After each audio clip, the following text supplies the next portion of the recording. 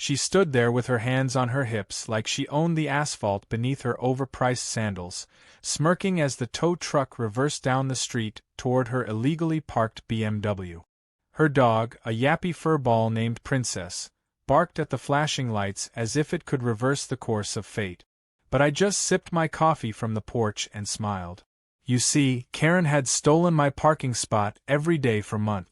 Today, she was about to find out that I turned it into a fire lane, with the city's full blessing. Her smug look melted when the tow truck driver pointed at the fire lane stencil and said, "Ma'am, this is a red zone." And just like that, the queen of HOA entitlement was dethroned. But let me rewind a bit, because the road to that moment was paved with petty drama, HOA politics, and one very determined neighbor with a printer and a petty streak longer than her SUV. It all started 3 months ago when I moved into my new house, a modest but beautiful home on the corner lot of a peaceful cul-de-sac. I was thrilled. The neighborhood seemed quiet, the neighbors waved, and the location was perfect for my remote tech job. Most importantly, the property came with a clearly marked, legally designated parking spot just a few steps from my front door. It had a sign, a painted number, and even a fresh coat of white boundary lines. It was my spot. Mine. Simple. But simplicity had no place in Karen's world. The first time it happened, I thought it was a mistake. I woke up, showered, grabbed my coffee, and opened the front door, only to see a white BMW SUV resting comfortably in my spot. Confused, I double-checked the number. Yep, still my address. Maybe someone's guest parked there by accident? I left a polite note on the windshield that read, "Hi there. This spot is assigned to my home. Kindly park elsewhere next time. Thanks." Friendly. Reasonable. Professional. The note was gone the next morning. But so was the BMW. Problem solved, I thought. I was wrong. The following week, the same BMW was parked there again. This time, I caught her, Karen, walking her tiny dog in circles around the lawn like she was inspecting for weed. I called out, "Excuse me, I think you might have parked in my spot again." She turned slowly, pulled off her sunglasses like she was in a soap opera, and looked at me like I'd just accused her of a felony. "This spot?" she said with exaggerated confusion. "I thought these were community spaces. No need to be territorial." Territorial? I was trying not to laugh. I calmly informed her that the spot was assigned to my property and even pointed to the HOA welcome packet that outlined the spot ownership. She gave a patronizing laugh and said, "Honey, I'm on the HOA board. I think I know a little more about how this place works." And just like that, I met my first real HOA Karen. I also realized that I was going to need more than just polite note. Over the next few weeks, she made parking in my spot a regular occurrence. Sometimes she left her car there all day while she went shopping or attended her HOA leadership brunches, which I assume were just glorified gossip circles where they judged the paint shades of neighbors' garages. Other times, she parked it there overnight, forcing me to use the guest lot halfway down the block. I tried being civil. I brought it up again. She brushed me off with a, "You'll be fine. It's just a parking spot." I even tried involving the HOA president, but surprise, he played golf with Karen's husband every Sunday and told me to try and be neighborly. Neighborly. Got it. The last straw came on a Wednesday morning when I had a specialist appointment I'd waited months for. I came out early, only to find Karen's SUV in the spot again. I rang her doorbell. No answer. I knocked. Nothing. Her little dog barked at me through the window while I stood there, seething, watching the minutes tick by. I called for a tow truck, but when they arrived and saw there were no official markings, no red paint, no signage, they told me they couldn't touch it. I missed my appointment. And Karen, when she finally returned 2 hours later, had the audacity to smile and say, "Oh, I must have forgotten. Hope it wasn't important." I stared at the blank curb where my private spot should have been. I remembered how smug she looked. And I realized something very important. If Karen wanted to act like the spot was public property, I'd make it even worse for her. I'd make it city property. I spent the next few days knee-deep in municipal fire codes and zoning laws, reading PDFs like bedtime stories. It turned out that my property bordered a narrow access route adjacent to the neighborhood park, with a small fire hydrant at the end of the cul-de-sac. According to fire safety codes, the area was eligible for red zone designation under access priority in case of emergency. And here's where it got beautiful. The HOA had failed to submit a zoning update for the past 2 years, which meant the city didn't even know about the board's updated parking designations, which meant I could file a request as an affected property owner. I wasn't just about to paint a red line. I was about to weaponize bureaucracy. While Karen strutted around in yoga pants, I was visiting city offices, shaking hands with inspectors, and collecting signatures. I played dumb in HOA meetings, smiled at Karen's condescending remarks, and let her think I'd moved on. Meanwhile, the paperwork was moving. 2 weeks later, a city truck came out and painted my curb bright red. Fire lane, no parking stenciled in bold white letters. A sign went up above it. Karen came home that afternoon, squinted at it, and rolled her eyes. She literally ripped the temporary sign down like it was an HOA flyer for a bake sale. She's still parked there. And that's when I knew she wasn't just entitled. She was about to be publicly humiliated by the very thing she thought protected her. Tomorrow was trash pickup day. And also tow day. Trash pickup day arrived with the usual chorus of rolling bins, barking dogs, and the distant hum of leaf blowers, but my eyes were on one thing only: Karen's white BMW, smugly perched in my freshly painted fire lane like it was a throne. She hadn't even blinked at the new curb markings. That was fine. The trap was already set. But what made this delicious was how I got there, because turning a regular parking spot into a city-designated fire lane wasn't just some paint-and-pray operation. It was a slow, methodical, paperwork-filled dance with red tape and regulation, and I loved every second of it. The day after Karen's BMW cost me that appointment, I sat on my couch with a mug of vengeance-flavored coffee and started researching city fire code. Most people would just rage online or file an HOA complaint that would end up in a trash bin under Karen's desk. But I've worked in tech for a decade. My brain is wired to find loopholes, exploit flaws, and automate outcomes. Within an hour, I'd found a document on the city's public infrastructure site titled Curb Use Regulations for Emergency Access. That one PDF changed everything. The document listed criteria for converting a curbside area into an emergency fire lane: proximity to a hydrant, limited vehicle turnaround space, and street width below 30 feet. My property checked all 3 boxes. But more importantly, it said that a request could be initiated by either the city's fire department or by a property owner adjacent to the area, me. I knew the fire hydrant was at the end of the cul-de-sac, rarely maintained and basically ignored. But it was enough. I snapped photos from every angle, printed out satellite maps, even measured the width of the street with a cheap measuring wheel I picked up from the hardware store. My inner nerd was thriving. This wasn't just revenge, it was a full-blown campaign. The next step was contacting the fire marshal's office.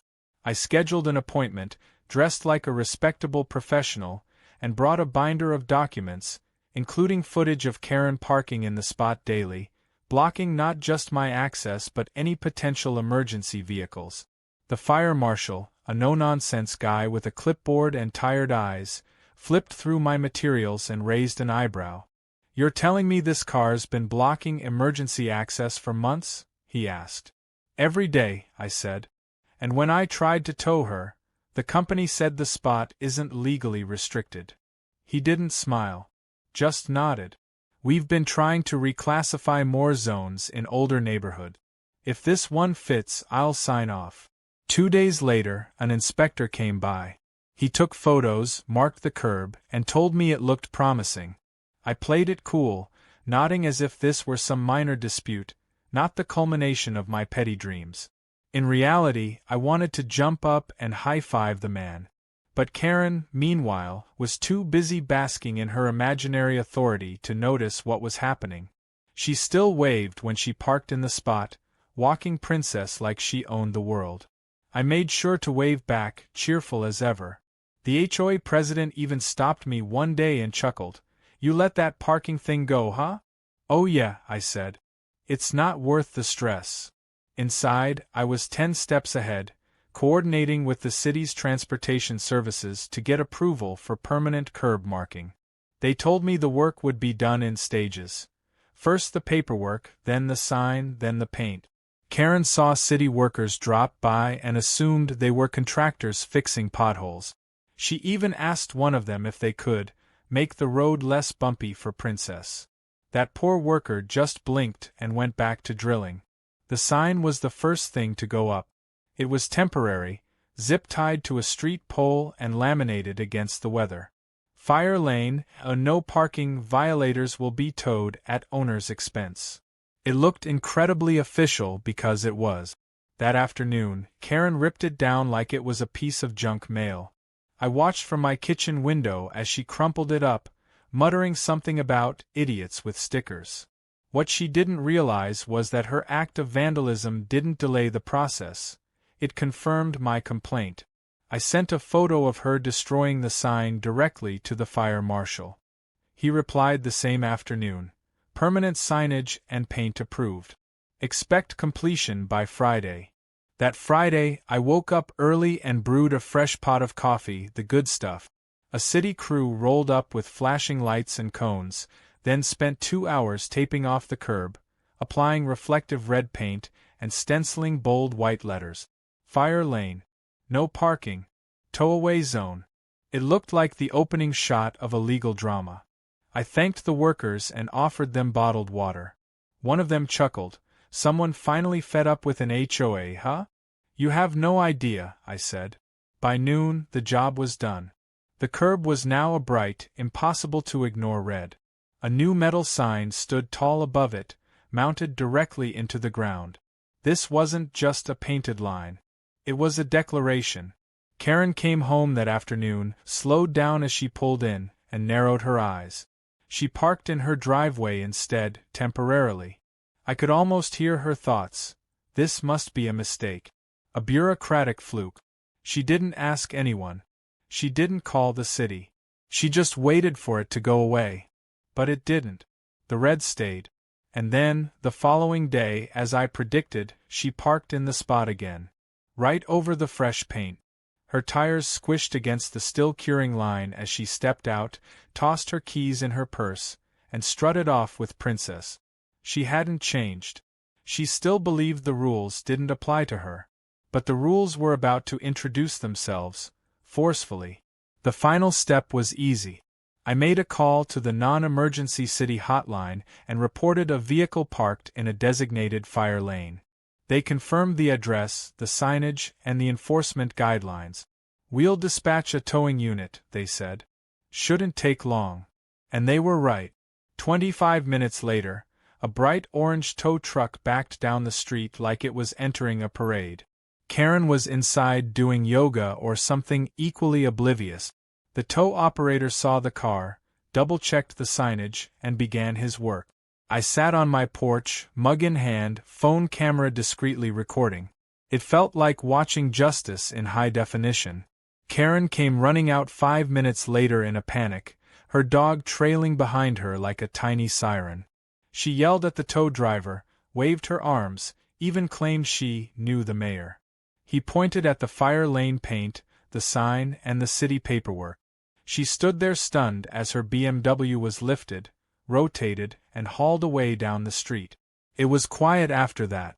Just me, Princess, and the echo of silence where smug entitlement used to be. The morning after Karen's BMW was towed felt like waking up in a parallel universe, one where justice wasn't just theoretical. The sun was brighter, the coffee tasted richer, and the birds actually sounded like they were laughing. For the first time in months, my driveway and my fire lane were both empty. It was peaceful. Almost too peaceful. But I knew better than to assume this was over. Karen might have lost a battle, but she was the type who'd reload and come back swinging with a clipboard and a fake smile. What she didn't know was that I was just getting started, too. If she was going to test how far she could push me, she was about to find out just how permanent a red line could really be. Around mid-morning, I heard the unmistakable screech of expensive tires rolling over concrete. I peeked through the blinds and sure enough, there she was, marching down the street with Princess in one arm and her phone in the other. She wore oversized sunglasses and an expression like the world owed her an apology. She didn't even look in my direction. Just stomped toward the HOA office, which was 3 houses down in what used to be a community rec room, now converted into Karen's kingdom. I stayed put. No need to engage. I'd already made my move. But I couldn't resist texting a neighbor, Diane, who had her own Karen horror stories. I typed, "Queen Karen has returned. She's headed to the HOA palace. If I disappear, assume she called the National Guard."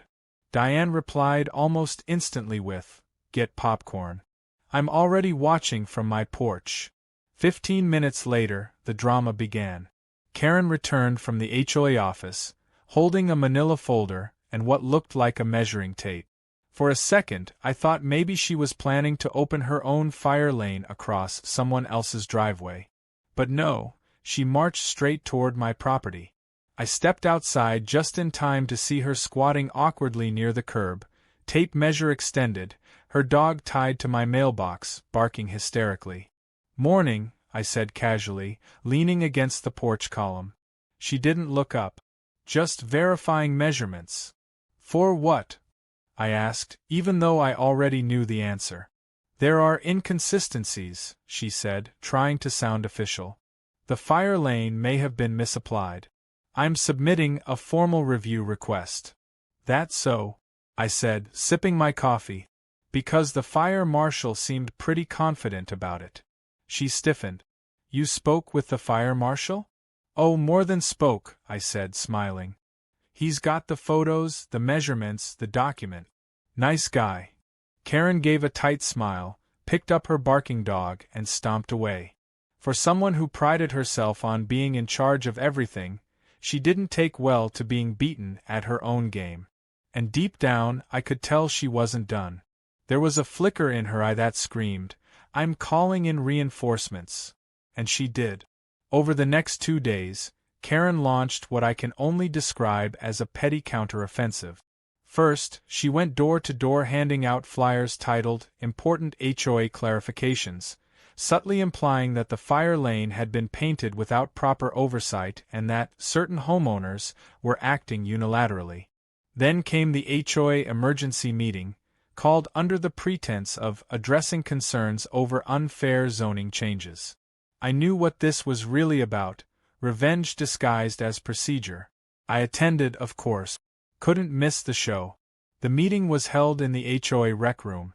Karen sat at the head of the table with her usual smugness, flanked by her inner circle of fellow control enthusiasts. A dozen other residents showed up, most of them annoyed at having to sit through another session of Karen theater. "We're here to discuss the recent fire lane designation," she began, flipping through a stack of papers. "There are concerns that the process may have bypassed HOA protocols." Someone from the back piped up, "Isn't this a city thing?" Karen ignored them. "According to our charter, any structural changes to shared spaces must be approved by the board." "That's not a shared space," I said, raising my hand slightly. "That curb is directly adjacent to my property and part of the city's jurisdiction. Which is why I didn't go through the HOA. I went through the city. Because the HOA has no legal authority over fire safety codes." That caused a little ripple in the room. Karen's smile tightened. "Still, it would have been neighborly to consult with the board. Like how it would have been neighborly to stop parking in my spot for 3 months straight?" I replied. Someone chuckled. "Diane, probably." Karen shifted uncomfortably and started flipping pages again. "Well," she said, attempting to regain control, "this incident has raised broader concerns about clarity in parking regulations throughout the community." That was her pivot. She knew she lost the fire lane argument, so now she wanted to rework the entire parking system. But the problem with digging your own hole is that sometimes you don't know when to stop digging. Because just as she started to suggest a temporary reclassification of neighborhood parking, another neighbor raised their hand. "Didn't you say last year that assigned spots are final? You fined my niece for parking in your driveway when she visited me." Karen blinked. "That was different. That was blocking access." "And you weren't blocking mine?" I said. More murmurs followed. What began as a Karen power play had turned into a full-on HOA mutiny. Someone else stood up and mentioned how Karen had cited them for planting unsanctioned roses. Another brought up a noise violation she issued during a birthday party for kids. It unraveled fast. People had been simmering for a long time. My fire lane incident had just lit the match. The meeting ended without any resolutions. Karen looked visibly rattled, her support eroding in real time. Even her allies were silent. Turns out when you push everyone around for long enough, eventually they push back. Afterward, I walked home under the fading glow of the porch lights. The red paint on the curb caught the lamplight, almost glowing. Karen hadn't parked there since the tow, but I knew her next move wouldn't involve her car. It would involve paperwork, complaints, or some new form of administrative sabotage. And I was ready. She had no idea that her desperate attempts to fight the system were about to reveal her own violations, ones far more serious than a parking dispute. Because while she was busy trying to have my fire lane reversed, she forgot that the city, once involved, doesn't just look at one thing. They inspect everything. And someone's little Airbnb side hustle in her converted garage? That wasn't exactly by the book. Karen thought she'd start a war with fire lane paint, but she was about to discover the real flames were still coming. By the time the HOA meeting fiasco had blown over, Karen wasn't just irritated, she was wounded. And when someone like Karen feels wounded, she doesn't reflect or apologize or even lie low. No, she gets louder, pettier, and more determined to twist the world back to the shape that fits her ego. That week, her retaliation strategy went from passive-aggressive to full-blown delusional. It started small, with a sudden citation taped to my front door. Violation: excessive use of exterior lighting after 10 p.m., it read, accompanied by a grainy photo of my porch light taken at what looked like 9:45. I laughed out loud. Karen, who had literal solar string lights wrapped around her entire fence like she was hosting a permanent backyard wedding, was now the self-appointed lighting inspector. Cute. The next morning, I found another citation. This time for improper waste disposal. According to the note, my recycling bin had been left more than 6 inches from the curb. 6 inches. I measured it. It was 5.5. I almost respected the effort. Almost. But the real kicker came when I received a formal notice from the county's zoning office. An anonymous complaint had been filed claiming I was running an unlicensed home business that generated excessive foot traffic and noise. The accusation was laughable. I was a remote software developer who rarely left his chair, let alone invited crowds of people to stomp around my living room. But I had to take it seriously. A zoning officer actually came to inspect the property.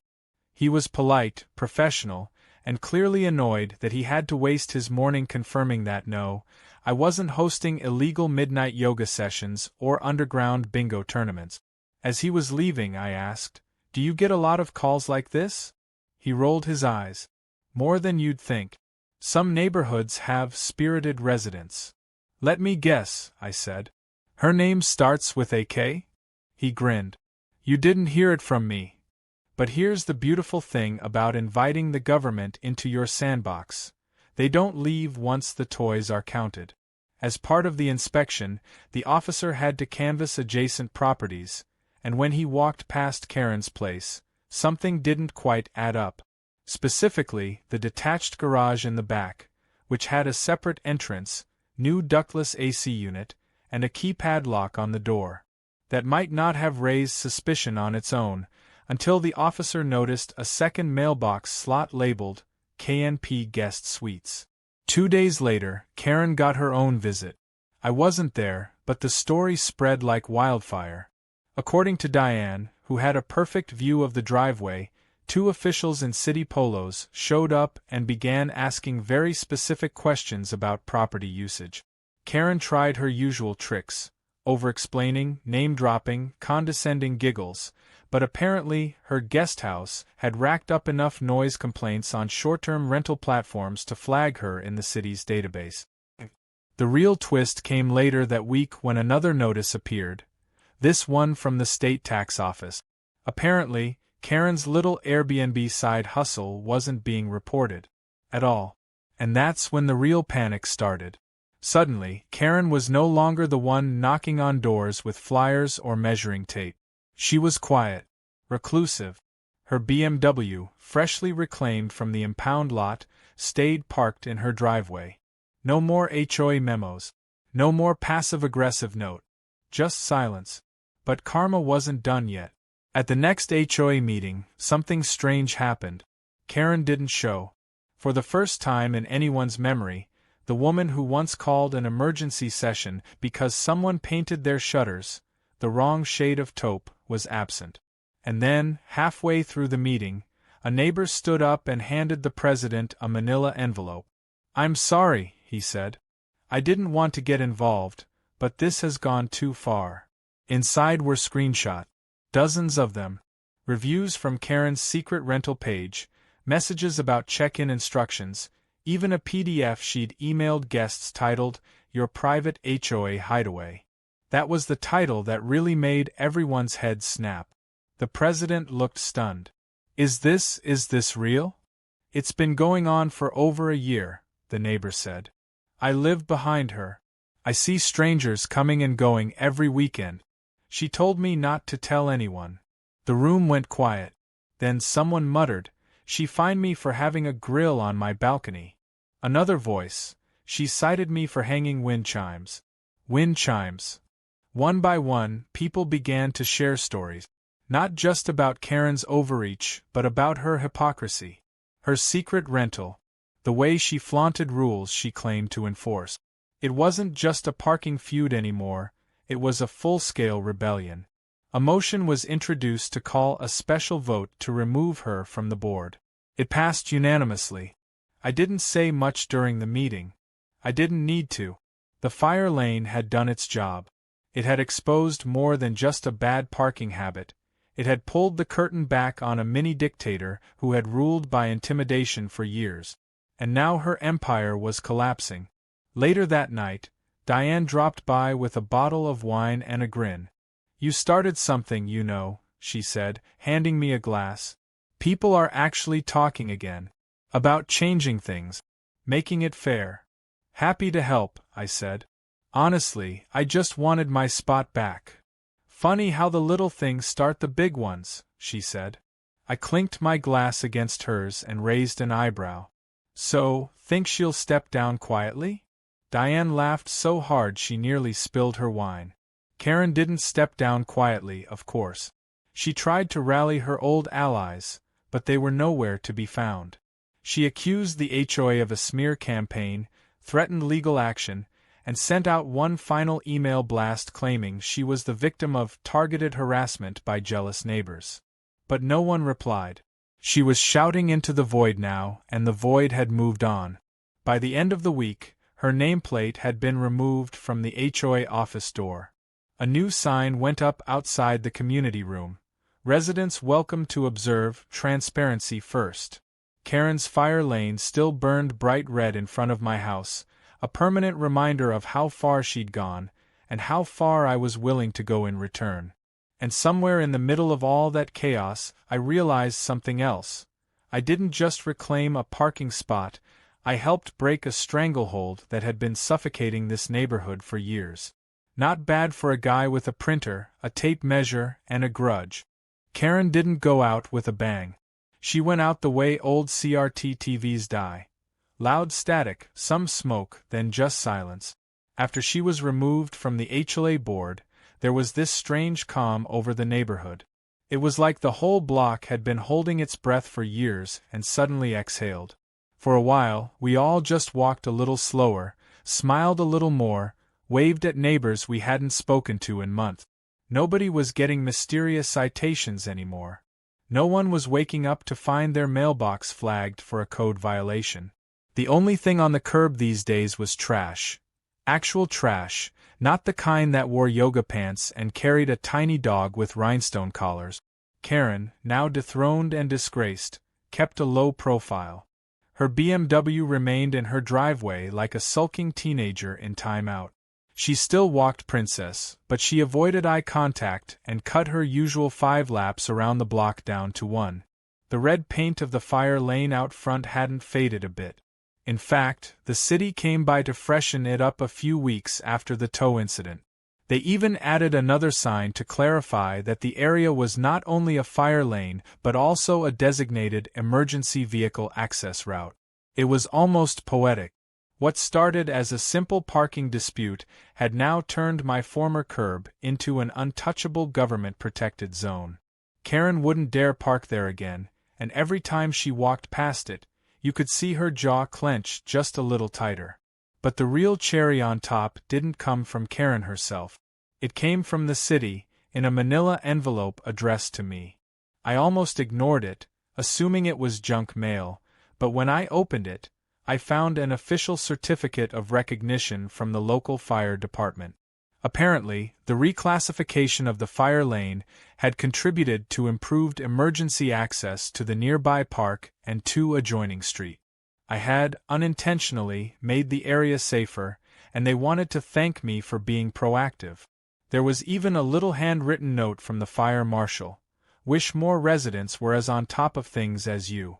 Great work. I framed it, hung it in the hallway, right next to the door that used to be blocked by Karen's bumper every morning.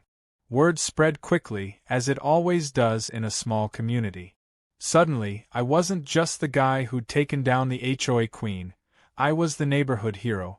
People I barely knew before were stopping by to say thanks.